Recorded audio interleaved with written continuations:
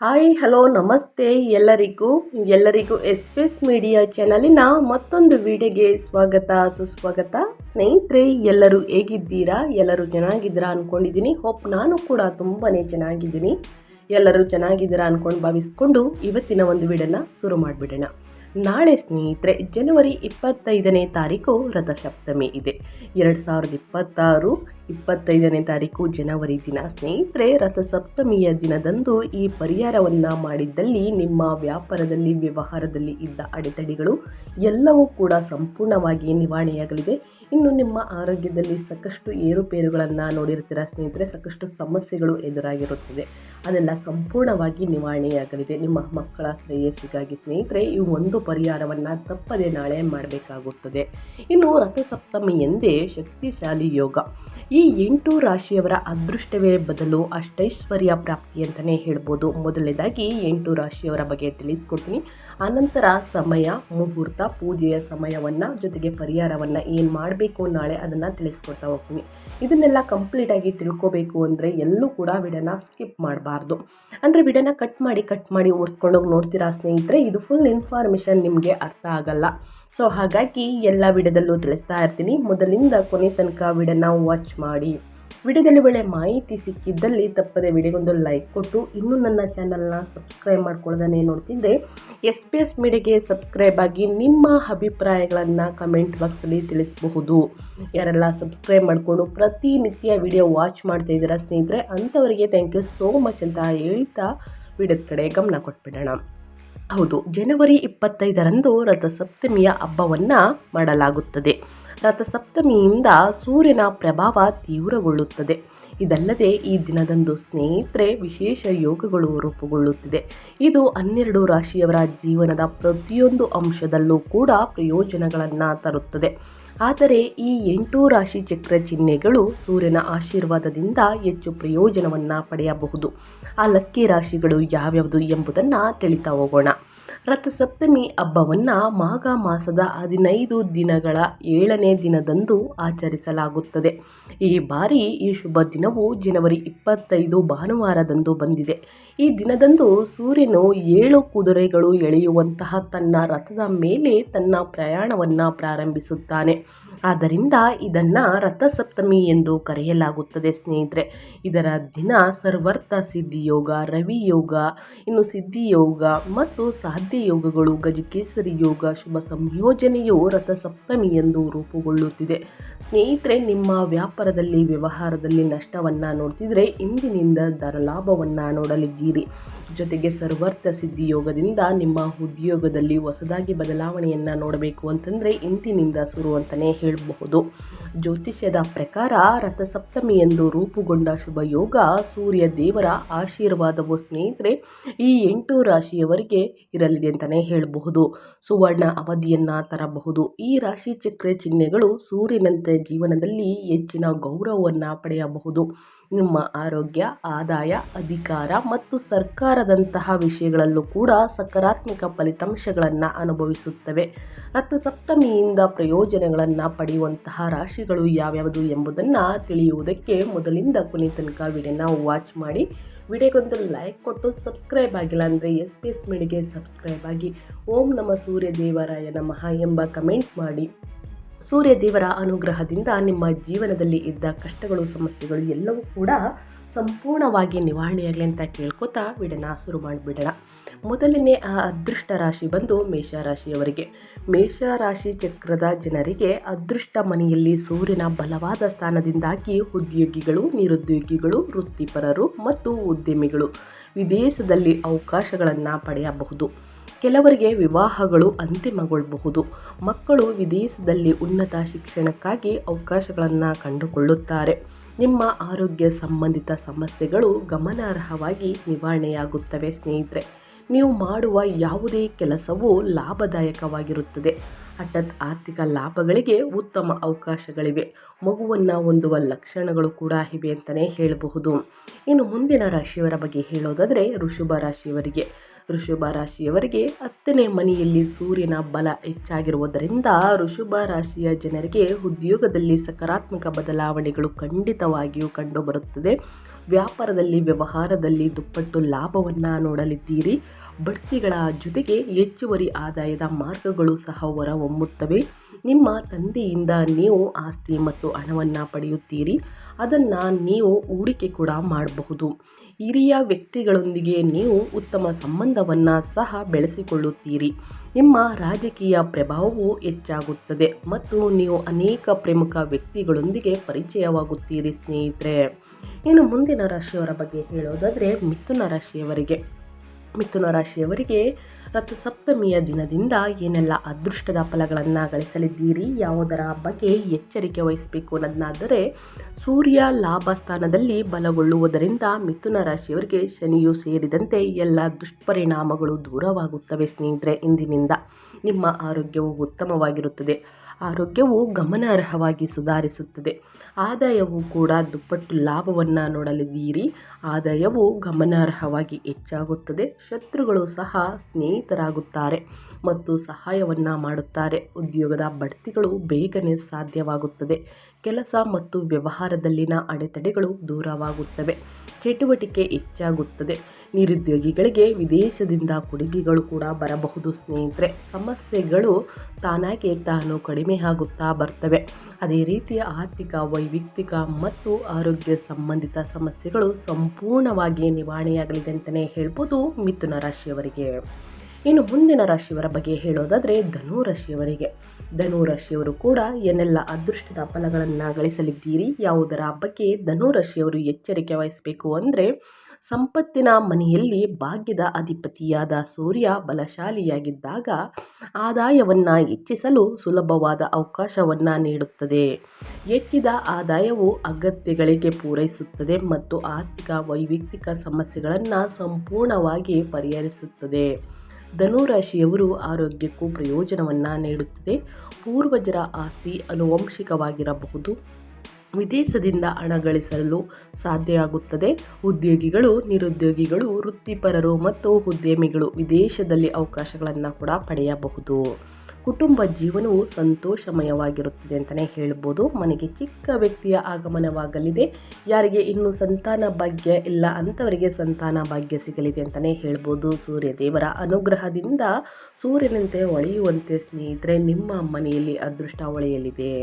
ಇನ್ನು ಮುಂದಿನ ರಾಶಿಯವರ ಬಗ್ಗೆ ಹೇಳೋದಾದರೆ ವೃಶ್ಚಿಕ ರಾಶಿಯವರು ಕೂಡ ಏನೆಲ್ಲ ಅದೃಷ್ಟದ ಫಲಗಳನ್ನು ಗಳಿಸಲಿದ್ದೀರಿ, ಯಾವುದರ ಬಗ್ಗೆ ವೃಶ್ಚಿಕ ರಾಶಿಯವರು ಎಚ್ಚರಿಕೆ ವಹಿಸಬೇಕು ಅಂದರೆ, ವೃಶ್ಚಿಕ ರಾಶಿಯವರಿಗೆ 10ನೇ ಮನೆಯ ಅಧಿಪತಿಯಾದಂತಹ ಸೂರ್ಯ ಬಲವೃದ್ಧಿಯಾಗಿ 3ನೇ ಮನೆಗೆ ಸಾಗುವುದರಿಂದ ನಿಮ್ಮ ಆದಾಯ ಮತ್ತು ವೃತ್ತಿ ಜೀವನದಲ್ಲಿ ನಿರೀಕ್ಷೆಗಿಂತ ಹೆಚ್ಚಿನ ಪ್ರಗತಿ ದೊರೆಯುತ್ತದೆ.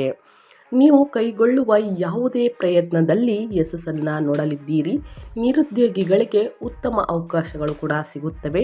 ಉನ್ನತ ಕುಟುಂಬದಲ್ಲಿ ವಿವಾಹ ಸಾಧ್ಯ. ಪ್ರಯಾಣವು ಪ್ರಯೋಜನಕಾರಿಯಾಗಲಿದೆ. ನಿಮ್ಮ ಉದ್ಯೋಗದಲ್ಲಿ ತ್ವರಿತ ಪ್ರಗತಿಯನ್ನು ನೀವು ನೋಡಬಹುದು. ವೃತ್ತಿಪರ ಉದ್ಯೋಗ ಅಥವಾ ವ್ಯವಹಾರ ಉದ್ದೇಶಗಳಿಗಾಗಿ ವಿದೇಶ ಪ್ರವಾಸ ಮಾಡುವ ಅವಕಾಶ ನಿಮಗೆ ಸಿಗಬಹುದು ಸ್ನೇಹಿತರೆ.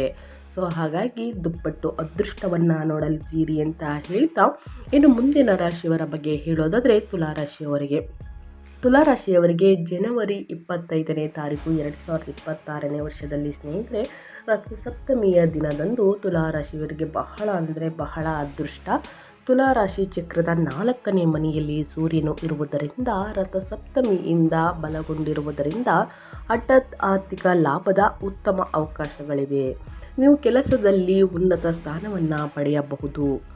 ಅನೇಕ ಮೂಲಗಳಿಂದ ಹಣ ಬರಬಹುದು. ಆಸ್ತಿಗೆ ಸಂಬಂಧಿಸಿದ ವಿವಾದಗಳು ನಿಮ್ಮ ಪರವಾಗಿ ಬಗೆಹರಿಯಬಹುದು. ನೀವು ಆಸ್ತಿ ಮತ್ತು ಹಣ ಎರಡನ್ನೂ ಕೂಡ ಪಡೆಯಬಹುದು. ಮನೆ ಅಥವಾ ಕಾರು ಖರೀದಿಸುವಂಥ ಅವಕಾಶಗಳು ಇರುತ್ತವೆ. ಕುಟುಂಬದಲ್ಲಿ ಸಂತೋಷ ಮತ್ತು ನೆಮ್ಮದಿ ಕೂಡ ಹೆಚ್ಚಾಗುತ್ತದೆ. ಧನ ಸಂಪತ್ತಿನ ಮಳೆ ಸುರಿಯಲಿದೆ ಸ್ನೇಹಿತರೆ. ನೀವು ಇತರರ ಕಲ್ಯಾಣಕ್ಕಾಗಿ ಕೆಲಸವನ್ನು ಮಾಡುತ್ತೀರಿ. ಪ್ರಮುಖ ಜನರೊಂದಿಗೆ ನಿಮ್ಮ ಪರಿಚಯ ಹೆಚ್ಚಾಗುತ್ತದೆ ಅಂತಲೇ ಹೇಳ್ಬೋದು ಈ ರಾಶಿಯವರಿಗೆ. ಇನ್ನು ಮುಂದಿನ ರಾಶಿಯವರ ಬಗ್ಗೆ ಹೇಳೋದಾದರೆ, ಮುಂದಿನ ರಾಶಿ ಬಂದು ಕನ್ಯಾ ರಾಶಿಯವರಿಗೆ. ಕನ್ಯಾ ರಾಶಿ ಚಕ್ರದ ಅದೃಷ್ಟದ ಮನೆಯಲ್ಲಿ ಸೂರ್ಯನ ಬಲವಾದ ಸ್ಥಾನದಿಂದಾಗಿ ಉದ್ಯೋಗಿಗಳು, ನಿರುದ್ಯೋಗಿಗಳು, ವೃತ್ತಿಪರರು ಮತ್ತು ಉದ್ಯಮಿಗಳು ವಿದೇಶದಲ್ಲಿ ಅವಕಾಶವನ್ನು ಪಡೆಯಬಹುದು. ಯಾರು ವ್ಯಾಪಾರ ವ್ಯವಹಾರದಲ್ಲಿ ನಷ್ಟವನ್ನು ನೋಡ್ತಾ ಇದ್ದೀರಾ, ಮುಂದಿನ ದಿನಗಳಲ್ಲಿ ಖಂಡಿತವಾಗಿಯೂ ಅಂಥವರಿಗೆ ಲಾಭ ಕಟ್ಟಿಟ್ಟ ಬುತ್ತಿ ಅಂತಲೇ ಹೇಳಬಹುದು. ಕೆಲವರಿಗೆ ವಿವಾಹಗಳು ಅಂತಿಮಗೊಳ್ಳಬಹುದು. ಮಕ್ಕಳ ವಿದೇಶದಲ್ಲಿ ಉನ್ನತ ಶಿಕ್ಷಣಕ್ಕಾಗಿ ಅವಕಾಶಗಳನ್ನು ಕಂಡುಕೊಳ್ಳುತ್ತಾರೆ. ಮಕ್ಕಳ ಆರೋಗ್ಯದಲ್ಲಿ ಸ್ನೇಹಿತರೆ ಸಾಕಷ್ಟು ಉತ್ತಮ ಆರೋಗ್ಯವನ್ನು ಸಿಗಲಿದೆ ಅಂತಲೇ ಹೇಳ್ಬೋದು. ಆರೋಗ್ಯ ಸಂಬಂಧಿತ ಸಮಸ್ಯೆಗಳು ಇದ್ದರೆ ಕೊನೆಯಲ್ಲಿ ಪರಿಹಾರವನ್ನು ತಿಳಿಸ್ಕೊಡ್ತೀನಿ.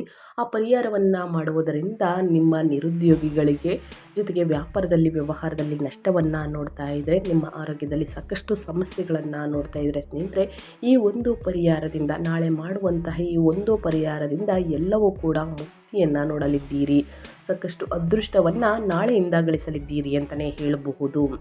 ಆರೋಗ್ಯ ಸಂಬಂಧಿತ ಸಮಸ್ಯೆಗಳು ಗಮನಾರ್ಹವಾಗಿ ನಿವಾರಣೆಯಾಗುತ್ತದೆ. ಚರ್ಮದ ಸಮಸ್ಯೆಗಳಿದ್ರೂ ಕೂಡ ಸಂಪೂರ್ಣವಾಗಿ ನಿವಾರಣೆಯಾಗಲಿದೆ. ಮನೆಯಲ್ಲಿ ಕಿರಿಕಿರಿ, ಜಗಳ, ವಾದ ವಿವಾದಗಳಿದ್ರೂ ಕೂಡ ಕೆಲವು ಫುಲ್ ಸ್ಟಾಪ್ ಅಂತಲೇ ಹೇಳ್ಬೋದು. ನಾಳೆಯಿಂದ ಆರೋಗ್ಯ ಸಂಬಂಧಿತ ಸಮಸ್ಯೆಗಳು ಗಮನಾರ್ಹವಾಗಿ ನಿವಾರಣೆಯಾಗಿ ಉತ್ತಮ ಆರೋಗ್ಯವನ್ನು ಕನ್ಯಾ ರಾಶಿಯವರು ನೋಡಲಿದ್ದೀರಿ. ನೀವು ಮಾಡುವ ಯಾವುದೇ ಕೆಲಸವೂ ಲಾಭದಾಯಕವಾಗಿರುತ್ತದೆ. ಹಠಾತ್ ಆರ್ಥಿಕ ಲಾಭಗಳಿಗೆ ಉತ್ತಮ ಅವಕಾಶಗಳಿವೆ. ಮಗುವನ್ನು ಹೊಂದುವಂತಹ ಲಕ್ಷಣಗಳು ಕೂಡ ಇದೆ. ಮದುವೆ ಯಾರಿಗೆ ಆಗಿಲ್ಲ ಅಂಥವರಿಗೆ ಕಂಕಣ ಭಾಗ್ಯ ಒದಗಿ ಬಂದಿದೆ ಅಂತಲೇ ಹೇಳ್ಬೋದು ಕನ್ಯಾ ರಾಶಿಯವರಿಗೆ. ಇನ್ನು ಮುಂದಿನ ರಾಶಿಯವರ ಬಗ್ಗೆ ಹೇಳೋದಾದರೆ ಸ್ನೇಹಿತರೆ, ಮುಂದಿನ ರಾಶಿ ಬಂದು ಕುಂಭರಾಶಿಯವರಿಗೆ. ಕುಂಭರಾಶಿಯವರು ಏನೆಲ್ಲ ಅದೃಷ್ಟದ ದಿನಗಳನ್ನು ನೋಡಲಿದ್ದೀರಿ, ಯಾವುದರ ಬಗ್ಗೆ ಕುಂಭರಾಶಿಯವರು ಎಚ್ಚರಿಕೆ ವಹಿಸಬೇಕು ಅಂದರೆ, ಸೂರ್ಯ ದೇವರ ಅನುಗ್ರಹದಿಂದ ಸ್ನೇಹಿತರೆ ನಾಳೆ ರಥಸಪ್ತಮಿಯ ದಿನದಂದು ಸೂರ್ಯ ಲಾಭದ ಸ್ಥಾನದಲ್ಲಿ ಬಲಗೊಳ್ಳುವುದರಿಂದ ಕುಂಭರಾಶಿಯವರಿಗೆ ಎಲ್ಲ ದುಷ್ಪರಿಣಾಮಗಳು ದೂರವಾಗುತ್ತದೆ. ನಿಮ್ಮ ಜೀವನದಲ್ಲಿ ಇದ್ದಂತಹ ಸಮಸ್ಯೆಗಳೆಲ್ಲವೂ ಕೂಡ ಸಂಪೂರ್ಣವಾಗಿ ನಿವಾರಣೆಯಾಗಲಿದೆ ಸ್ನೇಹಿತರೆ. ಆರೋಗ್ಯವು ಗಮನಾರ್ಹವಾಗಿ ಸುಧಾರಿಸುತ್ತದೆ. ನಿಮ್ಮ ಆದಾಯವು ಗಮನಾರ್ಹವಾಗಿ ಹೆಚ್ಚಾಗಬಹುದು. ಶತ್ರುಗಳು ಕೂಡ ಮಿತ್ರರಾಗುತ್ತಾರೆ ಮತ್ತು ಅವರಿಂದಲೇ ನಿಮಗೆ ಸಹಾಯವನ್ನು ಸಿಗಲಿದೆ ಸ್ನೇಹಿತರೆ. ಉದ್ಯೋಗ ಬಡ್ತಿಗಳು ಬೇಗನೆ ಸಾಧ್ಯವಾಗುತ್ತದೆ. ಹಳೆಯ ಹೂಡಿಕೆಯಿಂದ ದುಪ್ಪಟ್ಟು ಲಾಭವನ್ನು ನೋಡಲಿದ್ದೀರಿ. ಕೆಲಸ ಮತ್ತು ವ್ಯವಹಾರದಲ್ಲಿನ ಅಡೆತಡೆಗಳು ದೂರವಾಗುತ್ತವೆ. ಅದೇ ರೀತಿ ಆದಾಯವನ್ನು ಹೆಚ್ಚಿಸಲು ಸುಲಭವಾದ ಅವಕಾಶವನ್ನು ನೀಡುತ್ತದೆ. ಹೆಚ್ಚಿದ ಆದಾಯವು ಅಗತ್ಯಗಳನ್ನು ಪೂರೈಸುತ್ತದೆ ಅಂತಲೇ ಹೇಳಬಹುದು. ವಿದೇಶದಿಂದ ಹಣ ಗಳಿಸುವಂತಹ ಸಾಧ್ಯತೆ ಇದೆ. ಮನೆ ಕಟ್ಟುವಂತಹ ಯೋಗವಿದೆ. ಉದ್ಯೋಗಿಗಳು, ನಿರುದ್ಯೋಗಿಗಳು, ವೃತ್ತಿಪರರು ಮತ್ತು ಉದ್ಯಮಿಗಳು ವಿದೇಶದಲ್ಲಿ ಅವಕಾಶವನ್ನು ಪಡೆಯಬಹುದು. ಕುಟುಂಬ ಜೀವನವು ಸಂತೋಷಮಯವಾಗಿ ಇರಲಿದೆ ಅಂತಲೇ ಹೇಳ್ಬೋದು ಕುಂಭರಾಶಿಯವರಿಗೆ. ಸೊ ಹಾಗಾಗಿ ಈ 8 ರಾಶಿಯವರು ನಾಳೆ ಜನವರಿ 25ನೇ ತಾರೀಕು ರಥಸಪ್ತಮಿಯ ದಿನದಂದು ಸಾಕಷ್ಟು ಅದೃಷ್ಟವನ್ನು ನೋಡಲಿದ್ದೀರಿ ಸ್ನೇಹಿತರೆ. ನಾನು ತಿಳಿಸಿರುವಂತಹ ರಾಶಿಯಾದ ಮೇಷರಾಶಿ, ವೃಷಭ ರಾಶಿ, ಮಿಥುನ ರಾಶಿ, ಧನು ರಾಶಿ, ಅದೇ ರೀತಿ ಕುಂಭರಾಶಿ, ಕನ್ಯಾ ರಾಶಿ, ವೃಶ್ಚಿಕ ರಾಶಿಯವರಿಗೆ ಸಾಕಷ್ಟು ಅದೃಷ್ಟದ ಮಳೆ ಅಂತಲೇ ಹೇಳಬಹುದು. ಮುಂದಿನ ದಿನಗಳಲ್ಲೂ ಕೂಡ ದುಪ್ಪಟ್ಟು ಲಾಭವನ್ನು ನೋಡಲಿದ್ದೀರಿ. ಆದರೆ ಅನಗತ್ಯ ಖರ್ಚುಗಳಿಂದ ದೂರವಿದ್ದರೆ ಒಳಿತು ಅಂತ ಹೇಳ್ತಾ, ಈ 8 ರಾಶಿಯವರೇ ಮಾತ್ರ ಈ ಪರಿಹಾರವನ್ನು ಮಾಡಬೇಕು ಅಂತ ಇಲ್ಲ ಸ್ನೇಹಿತರೆ. 12 ರಾಶಿ ಚಕ್ರದ ಜನರು ಕೂಡ ಮಾಡಬಹುದು. ಇದನ್ನು ಗಮನದಲ್ಲಿ ಇಟ್ಕೊಳ್ಳಿ. ಪದೇ ಪದೇ ನನಗೆ ಕಮೆಂಟ್ ಮಾಡ್ತಾ ಇರ್ತೀರಾ, ನೀವು ತಿಳಿಸಿರುವಂತಹ ರಾಶಿಯವರು ಈ ಪರಿಹಾರವನ್ನು ಮಾಡಬೇಕಾ, ನಾವು ಈ ರಾಶಿಯನ್ನು ಹೊಂದಿದ್ದೀವಿ, ನಾವು ಮಾಡ್ಬೋದಾ ಅಂತ ಕೇಳ್ತಾ ಇರ್ತೀರಾ ಸ್ನೇಹಿತರೆ. ಎಲ್ಲರೂ ಕೂಡ ಮಾಡ್ಬೋದು. ಯಾರೆಲ್ಲ ವಿಡಿಯೋವನ್ನು ವಾಚ್ ಮಾಡ್ತಿದ್ದೀರಾ ಎಲ್ಲರೂ ಕೂಡ ಈ ಪರಿಹಾರವನ್ನು ಮಾಡಿ ನಿಮ್ಮ ಸಮಸ್ಯೆಗಳಿಗೆಲ್ಲ ಒಂದು ಪುಲಿ ಸ್ಟಾಪನ್ನು ಇಟ್ಟು ಮುಂದಿನ ದಿನಗಳಲ್ಲಿ ಸಾಕಷ್ಟು ಅದೃಷ್ಟವನ್ನು ನೋಡಿ ಅಂತ ಹೇಳ್ತಾ, ಏನೆಲ್ಲ ಪರಿಹಾರವನ್ನು ಮಾಡಬೇಕು, ಇನ್ನು ರಥಸಪ್ತಮಿಯ ಮಹತ್ವವೇನು ಅನ್ನೋದನ್ನ ತಿಳಿಸ್ಕೊಡ್ತಾ ಹೋಗ್ತೀನಿ ಬನ್ನಿ. ಮೊದಲನೇದಾಗಿ ಸಮಯವನ್ನು ತಿಳಿಸ್ಕೊಡ್ತೀನಿ ಸ್ನೇಹಿತರೆ. 2026ರ ರಥಸಪ್ತಮಿಯು ಇದೇ ಜನವರಿ 25ರಂದು ಭಾನುವಾರ ಆಚರಿಸಲಾಗುತ್ತದೆ, ಅಂದರೆ ನಾಳೆ. ಈ ದಿನವು ಸೂರ್ಯನಿಗೆ ಅತ್ಯಂತ ಪ್ರಿಯವಾಗಿದ್ದು ಸ್ವಾಮಿಯನ್ನು ಆರಾಧಿಸುವುದರಿಂದ ಸಮೃದ್ಧಿ, ಸಂಪತ್ತು, ಉದ್ಯೋಗದಲ್ಲಿ ಏಳಿಗೆ ಸೇರಿದಂತೆ ಇನ್ನೂ ಅನೇಕ ಆಶೀರ್ವಾದವನ್ನು ಪಡೆಯಬಹುದು. ತುಂಬ ಸ್ನೇಹಿತರೆ, ಚರ್ಮದ ಕಾಯಿಲೆಯಿಂದ ನಿಮ್ಮ ಆರೋಗ್ಯದಲ್ಲಿ ಸಾಕಷ್ಟು ಸಮಸ್ಯೆಗಳನ್ನು ನೋಡ್ತಿದ್ರೆ ತಪ್ಪದೆ ಈ ಒಂದು ಪರಿಹಾರವನ್ನು ಮಾಡ್ತಾ ಬನ್ನಿ. ಹಿಂದೂ ಪಂಚಾಂಗದ ಪ್ರಕಾರ ಈ ಬಾರಿ ಹಬ್ಬವು ಸೂರ್ಯನಿಗೆ ಪ್ರಿಯವಾದ ಭಾನುವಾರವೇ ಬಂದಿರುವುದು ವಿಶೇಷವಾಗಿದೆ. ಹಬ್ಬವು ಜನವರಿ 25, 2026ರಂದು ಬೆಳಿಗ್ಗೆ 12:39ರಿಂದ ರಾತ್ರಿ 11:10ರವರೆಗೆ ಇರುತ್ತದೆ. ಈ ವೇಳೆ ದೇಶದ ಅನೇಕ ಮೂಲಗಳಲ್ಲಿ ಜಾತ್ರೆಗಳನ್ನು ಕೈಗೊಳ್ಳುತ್ತಾರೆ. ಇದಲ್ಲದೆ ಸೂರ್ಯನಿಗೆ ಸಮರ್ಪಿತವಾದ ಹಾಗೂ ವಿಷ್ಣುವಿಗೆ ಸಮರ್ಪಿತವಾದ ದೇವಸ್ಥಾನಗಳಲ್ಲಿ ವಿಶೇಷ ಪೂಜೆಗಳನ್ನು ಮಾಡಲಾಗುತ್ತದೆ. ಸೂರ್ಯ ಜನಿಸಿದ ಸ್ಥಳ ಸೂರ್ಯ ಜಯಂತಿ. ಸಾಮಾನ್ಯವಾಗಿ ರಥಸಪ್ತಮಿಯನ್ನು ಸೂರ್ಯ ಜಯಂತಿ ಎಂದು ಕರೆಯಲಾಗುತ್ತದೆ. ಇದೇ ದಿನದಂದು ಕಶ್ಯಪ ಮುನಿ ಮತ್ತು ಅದಿತಿ ದಂಪತಿಗೆ ಸೂರ್ಯದೇವನು ಜನಿಸಿದರು ಎಂದು ಪುರಾಣಗಳು ಉಲ್ಲೇಖಿಸಿವೆ. ಸೂರ್ಯದೇವನು ಆರೋಗ್ಯಕಾರಕನಾಗಿದ್ದು ಅವನನ್ನು ಭಕ್ತಿಯಿಂದ ಆರಾಧಿಸಿದರೆ ದೀರ್ಘ ಆಯಸ್ಸು ಮತ್ತು ಉತ್ತಮ ಆರೋಗ್ಯ ಲಭಿಸುವುದಲ್ಲದೆ ಚರ್ಮ ವ್ಯಾಧಿಗಳು ಗುಣವಾಗುತ್ತದೆ ಎಂದು ನಂಬಲಾಗಿದೆ. ಈ ಶುಭ ದಿನದಂದು ಸೂರ್ಯದೇವನ ಆರಾಧನೆಗೆ ಮೀಸಲಾದ ದೇವಸ್ಥಾನಗಳಿಗೆ ಭೇಟಿ ನೀಡುವುದು ಅತ್ಯಂತ ಪುಣ್ಯದಾಯಕ ಎಂದು ಪರಿಗಣಿಸಲಾಗಿದೆ. ಕರ್ನಾಟಕ ಸೇರಿದಂತೆ ಭಾರತಾದ್ಯಂತ ಅನೇಕ ಸುಂದರ ಸೂರ್ಯ ದೇವಸ್ಥಾನಗಳಿಗೆ ಸ್ನೇಹಿತರೆ ಅವುಗಳ ಬಗ್ಗೆ ಈ ಲೇಖನದಲ್ಲಿ ಸಂಕ್ಷಿಪ್ತವಾಗಿ ಮಾಹಿತಿಯನ್ನು ನೀಡಲಾಗಿದೆ ಅಂತಲೇ ಹೇಳಬಹುದು. ಸೊ ಹಾಗಾಗಿ ತಪ್ಪದೆ ಪೂಜೆ ಪುನಸ್ಕಾರಗಳನ್ನು ಮಾಡುವುದು ಬಹಳ ಅಂದರೆ ಬಹಳ ಉತ್ತಮ ಸ್ನೇಹಿತರೆ. ಅದೇ ರೀತಿ ನೀವು ರಥಸಪ್ತಮಿಯಂದು ಹೊರ ರಾಜ್ಯಗಳಲ್ಲಿ ಇದ್ದರೆ ಸೂರ್ಯದೇವರಿಗೆ ಅಗ್ರ್ಯವನ್ನು ನೀಡಿ ಆದಿತ್ಯ ಹೃದಯ ಸ್ತೋತ್ರವನ್ನು ಹೇಳುವುದು ಸಿಂಪಲ್ ಪೂಜೆ ಅಂತಲೇ ಹೇಳಬಹುದು ಸ್ನೇಹಿತರೆ. ಸರಳವಾಗಿರುತ್ತದೆ ಈ ಒಂದು ಪರಿಹಾರ ಮಾಡಿ ಒಳಿತಾಗಲಿದೆ. ಇನ್ನು ಅಡಿಕೆ ಎಲೆಯಿಂದ ಮಾಡಿದಂತಹ ಸ್ನೇಹಿತರೆ ಪ್ಲೇಟ್ ಸಿಗುತ್ತದೆ. ಆ ಪ್ಲೇಟಲ್ಲಿ ಸ್ನೇಹಿತರೆ 5 ಮೂಲೆಗೆ ಕುಂಕುಮವನ್ನು ಹಾಕಿ ಎಕ್ಕದ ಗಿಡದ ಎಲೆಯನ್ನು ತೆಗೆದುಕೊಂಡು 7 ಎಲೆ ಬೇಕಾಗುತ್ತದೆ ಸ್ನೇಹಿತರೆ. 7 ಎಲೆಯನ್ನು ಇಡಬೇಕಾಗುತ್ತದೆ ಪ್ಲೇಟ್ ಮೇಲೆ. ಅದಾದ ನಂತರ 1 ಹೋಳಷ್ಟು ಸ್ನೇಹಿತರೆ ಬಲಗೈಯಿಂದ ತೆಗೆದುಕೊಳ್ಳಿ, 2 ಕೈಯಿಂದನೂ ಸ್ನೇಹಿತರೆ ಗೋರ್ಕೊಂಡು 1 ಹೋಳಷ್ಟು ಸ್ನೇಹಿತರೆ ಗೋಧಿಯನ್ನು ಹಾಕಬೇಕಾಗುತ್ತದೆ. ಪ್ಲೇಟು ಅಂದರೆ ಎಲೆಯ ಮೇಲೆ ಗೋಧಿಯನ್ನು ಹಾಕಿ ಸ್ನೇಹಿತರೆ ಮಣ್ಣಿನ ದೀಪದಿಂದ ತುಪ್ಪದ ದೀಪವನ್ನು ಹಚ್ಬೋದು ಅಥವಾ ಸಾಸಿವೆ ಎಣ್ಣೆಯಿಂದ ದೀಪವನ್ನು ಹಚ್ಚುವುದು ಕೂಡ ಬಹಳ ಶುಭ ಅಂತಲೇ ಹೇಳ್ಬೋದು. 2 ಬತ್ತಿಯನ್ನು ಮಾಡಿ ಸ್ನೇಹಿತರೆ ದೀಪವನ್ನು ಹಚ್ಚಿ ಮನಸ್ಸಿನಲ್ಲಿ ಒಂದು ಸಂಕಲ್ಪವನ್ನು ಮಾಡ್ಕೊಳ್ಳಿ. ಇದು ಸಂಜೆ ಏನಾದರೂ ಮಾಡಬಹುದು ಒಳಿತು, ಇನ್ನು ಬೆಳಿಗ್ಗೆ ಕೂಡ ಮಾಡ್ಬೋದು ಸ್ನೇಹಿತರೆ. ಈ ಸಮಯದಲ್ಲಿ ಪೂಜೆಯನ್ನು ಮಾಡುವುದು ಬಹಳ ಶುಭವೆಂದು ಹೇಳಲಾಗುತ್ತದೆ. ಪೂಜೆಯನ್ನು ಮಾಡಿ ಸ್ನೇಹಿತರೆ ಈ ದೀಪವನ್ನು ಹಚ್ಚುವುದರಿಂದ ನಿಮ್ಮ ಆರೋಗ್ಯದಲ್ಲಿರುವಂತಹ ಸಮಸ್ಯೆಗಳೆಲ್ಲವೂ ಕೂಡ ಸಂಪೂರ್ಣವಾಗಿ ನಿವಾರಣೆಯಾಗಲಿದೆ. ಅಡೆತಡೆಗಳು ಯಾವುದೇ ವ್ಯಾಪಾರ ವ್ಯವಹಾರದಲ್ಲೂ ಇದ್ದ ಅಡೆತಡೆಗಳೆಲ್ಲವೂ ಕೂಡ ಸಂಪೂರ್ಣವಾಗಿ ನಿವಾರಣೆಯಾಗಲಿದೆ. ತಪ್ಪದೆ ಈ ಒಂದು ಪೂಜೆಯನ್ನು ಮಾಡಿ ಮಹಿಳೆಯರು ಅಂತ ಹೇಳ್ತಾ ನಾನು ವಿಡಿಯೋನ ಎಂಡ್ ಮಾಡ್ತಾ ಇದ್ದೀನಿ.